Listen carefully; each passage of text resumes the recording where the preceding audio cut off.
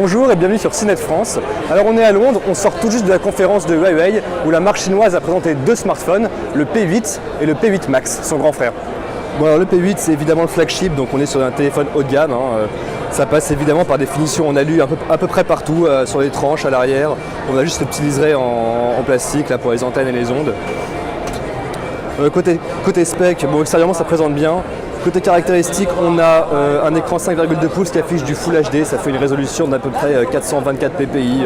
Bon bref, pas de pixels en gros, ça marche bien. On a à l'intérieur un processeur 64 bits avec 8 cœurs qui est cadencé à 2 GHz pour les 4 cœurs les plus performants. C'est une puce qui s'appelle le Kirin 930, c'est fabriqué par iSilicon, une filiale de Huawei. On a 3 Go de RAM également. Et c'est 16 Go de stockage à prévoir sur le modèle de base. Il y aura aussi un modèle plus cher à 64 Go de stockage. Le stockage est évidemment extensible via une carte micro SD. On a deux slots, en fait un pour la SD ou SIM et une deuxième SIM en cas de besoin. Ça supporte la 4G mais pas la 4G+. On a une batterie de 2600 mAh qui promet des performances selon Huawei, une durée de vie selon Huawei allant d'une journée à une journée et demie en fonction du usage, il faudra voir dans la pratique. L'autre gros point sur lequel la marque a mis l'accent, c'est l'appareil photo. On a un capteur 13 mégapixels stabilisé.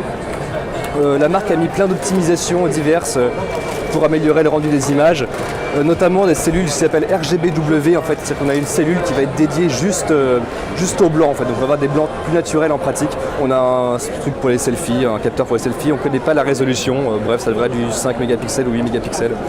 Il faudra voir ça dans le détail. Ensuite, sur la partie photo aussi, c'est évidemment le logiciel, donc c'est des filtres habituels, des machins, et un mode light painting pour faire des effets un peu sympas avec ses copains, bref. Ça c'est un peu du marketing tout ça. Sur Android Lollipop, on a également la surcouche Emotion UI, c'est la surcouche habituelle de Huawei, qui cette année ajoute de nouvelles gestures, ce qu'ils appellent le Knuckle Touch je crois, où en gros ça fonctionne avec les phalanges, et ça va faire diverses choses comme capturer une capture d'écran, c'est ce qu'on voit ici. Ou alors prendre des notes, mettre du texte en surbrillante, des choses comme ça. C'est un peu ce qu'on retrouve sur le Galaxy Note avec le stylet en fait, en quelque sorte. Le téléphone sera vendu donc dans un futur proche, on ne sait pas exactement quand, mais en gros d'ici un mois. On l'a dit, le smartphone sera proposé en deux versions, 16 Go, 64 Go.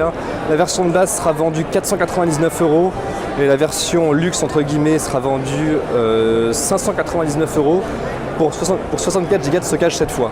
La date de disponibilité n'est pas exactement connue, ça sortira d'ici en gros un mois. La France sera parmi les premiers servis, donc c'est plutôt pas mal.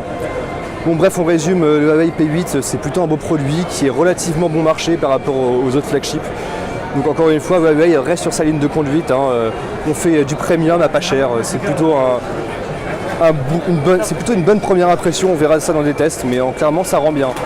Donc tout à l'heure on avait le P8, écran de 5,2 pouces, et là on a le P8 Max, un écran de 6,8 pouces, presque 7 pouces donc. Donc c'est massif, c'est dans la lignée de ce qu'on trouvait historiquement chez Huawei avec le Ascend Mate 6 qui faisait 7 pouces justement, paradoxalement. C'est la phablette, on a un peu l'air stupide en téléphonant comme d'habitude, c'est énorme, mais voilà, après on sait qu'il y a un marché pour, on sait que les Chinois sont très friands des gros téléphones avec des gros écrans, etc. Donc pourquoi pas, Huawei a en tout cas trouvé un marché, il faudra voir si ça se vendra en Europe. A priori en Europe ça va être plus compliqué mais bon on sait jamais. Bref, sur les caractéristiques, c'est sensiblement les mêmes, on reprend le même design, on reprend grosso modo les mêmes specs, si ce n'est un processeur qui va un peu plus vite, qui passe de 2 GHz à 2,2 GHz, toujours 3 Go de RAM, etc. Le téléphone plus grand, évidemment, batterie de plus grande capacité, donc on est maintenant sur une batterie de 4360 mAh. Et Huawei promet en gros entre une journée et demie et 2 jours d'autonomie en fonction des usages.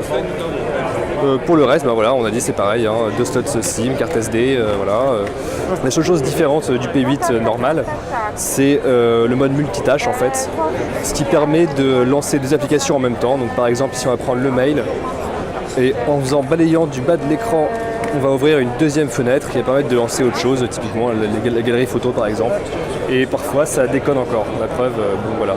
Donc en vrai c'est censé marcher, on va dire que c'est une démo et que c'est en direct, etc. Et que Huawei n'a pas encore forcément optimisé sa surcouche. Bref, voilà, c'est le principe. Donc pour les prix, on reste sur un tarif maîtrisé, la version 32 Go sera vendue 549 € et la version 64 Go passera elle à 649 €. Donc on reste sur un prix relativement maîtrisé, c'est plutôt pas mal. Voilà, c'est le P8 Max. Ça sera proposé dans un avenir plus ou moins proche. Pareil, il n'y a pas de date de sortie pour l'instant. En gros, il faut espérer, encore une fois, à peu près un mois de disponibilité. Et encore une fois, la France sera parmi les premiers pays servis. Voilà le P8 Max. Bah écoutez, c'est spécial, mais pourquoi pas. Donc voilà, Huawei P8 et P8 Max, le combat entre la phablette et le téléphone à peu près normal.